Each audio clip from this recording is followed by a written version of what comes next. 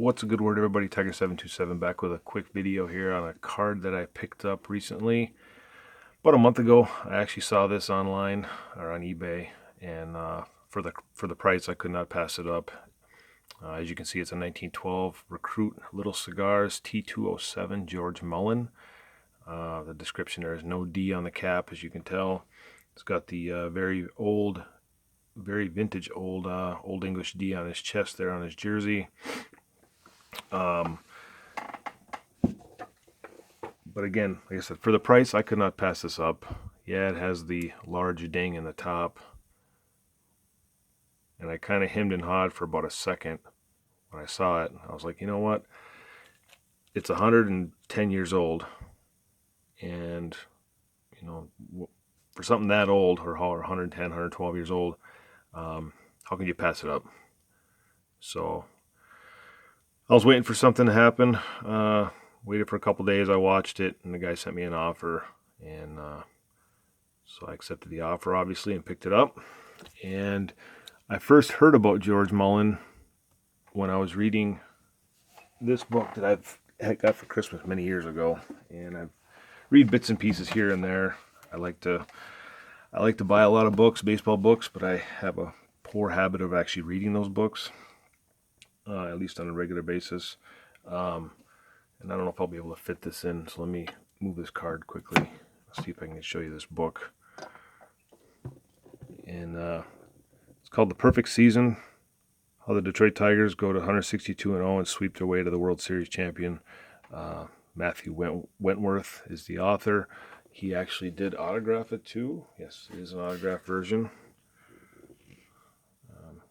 But this was a Christmas gift to me quite a few years back now. And I first heard about George Mullin when I read this book, or part of this book. Because what it is, it's a series of articles about certain games or Tiger games.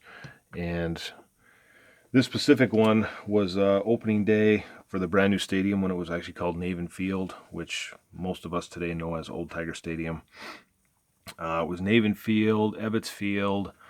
I think there was a Bennett Field or Bennett Park or something for a short while as well. I forget all the names before it was actually officially turned over to Tiger Stadium, which it held its name until they closed it in 2000 or 99 and moved to Comerica in 2000, excuse me. But George Mullin played in that game, and some of the other bigger names that played in that game, Ty Cobb, Nap Lajoie, Shoeless Joe Jackson, and George Mullin actually pitched 11 innings. The game went into extra innings. He pitched all 11. And bottom of the 11th, he had a base hit and scored the winning run. So they beat the Indians then, also known as earlier in this article, it talks about them being the Spiders, but now they refer to them as the Indians at the end of the article, 6-5. So again, that's how I first heard about it.